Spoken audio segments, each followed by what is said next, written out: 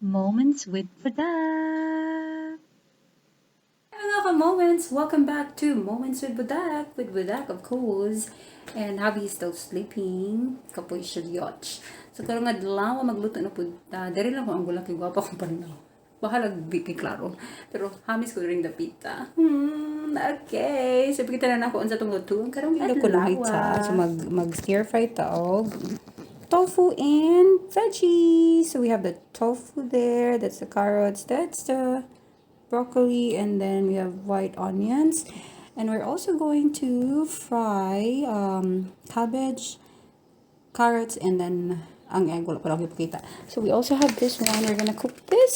So prawn hargo. I'm not sure if I'm pronouncing it correctly. So we're just gonna cook it based on the packaging.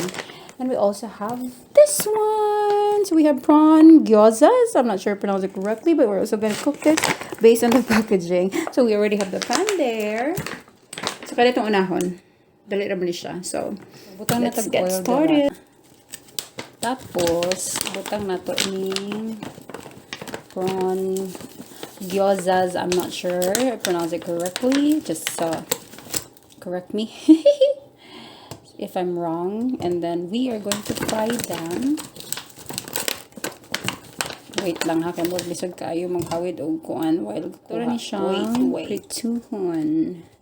Then pagkahuman ano niya, mag-golden brown na siya, butangan na to siya og water. 1/4 pang dili 1/4 ka na murag mga kuan lang siya, mga basa-basa. Basta mo na siya. Dayon ato na siyang i-cover and then let it cook hantod kay kuan man siya frozen. So muna na siya. I-fry na ako siya hantod mga golden brown. So brown na siya. Brown punuhay. Bota na tong tubig. Tubig. Mayroon na tubig. Okay. Ako ba na natin? Ako pa nagpagkakasik na sa Josh. Okay.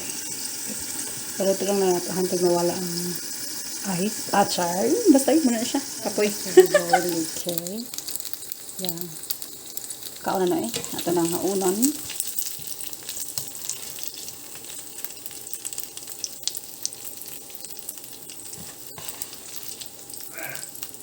Siya. So, sunod na tag sa itong sunod lutuan.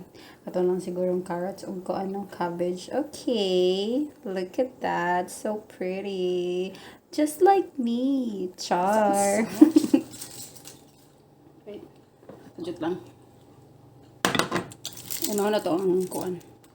Cabbage. Ay, tanan no. Di na ko feel karon magkuan kay dugununo na ko. Murag tapulan yung amiga ron. So, para na siyang gisahon. Ibutang na nato ang etlog.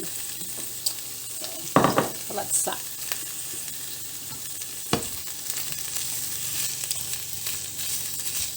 We're just going to season it with salt and pepper. Char lang. And then of course, mix again.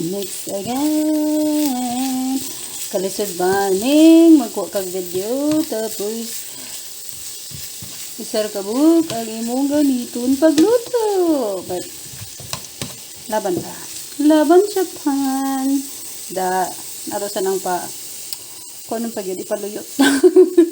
Ayan natin butagan etlog salt.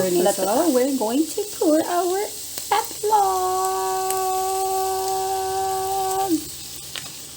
Kulang man siya itong etlog. Barag kulang na itong etlog dye. Kira na siya dye. So ito sa ipaluto. Ito yung ibali. Diba? Kuha pala. Hindi ibali. Singa niyang no. Mura murdered. Okay rin na. Ay makaong gapon. Diba? Muna siya. Ato rin din ang kuha. Magluto na ito ng tofu. Dayon. Ang katong isa. Ang sabi ng isa. Tapos siya, basta katong murag dimsum yapon. Ako nang gibutang sa microwave. So, mga una dahil ta. Gigutom na kay ko. Kasabot ko siya, pero lami naman siguro. Kira na eh. Murag pambot lang. Pero lamig yapon na. Tilawi. So, I just put it in the microwave for 3 to 4 minutes. O, diba? Dali ba? So, na ng atong tofu. Pruton sa rin natin siya. And then, ano na ito stir fry kunuhan. Char. Tofu.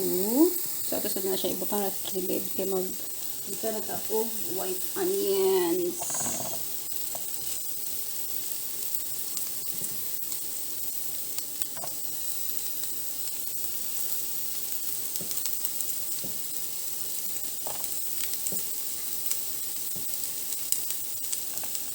Yeah, then, of course, puro-puro lang dayon. Isunod na nato dayon diha ang carrots, ang broccoli. So, ato din na sila pagsagol-sagol. Muna dayon. Muna na nato ang carrots and broccoli. So, diba? Ano ba ito kasi inyo? Pag-iro kayo ni. Yan nato na i-mix. Ang ato bitong, ang tofu bito, dali kayo mura og sponge. Pero ko siya. Ay! Tangan din nato gamay na tubig. And ito butang itong oyster sauce. So lang maluto itong broccoli sa, diba? Tingnan nato itong oyster sauce!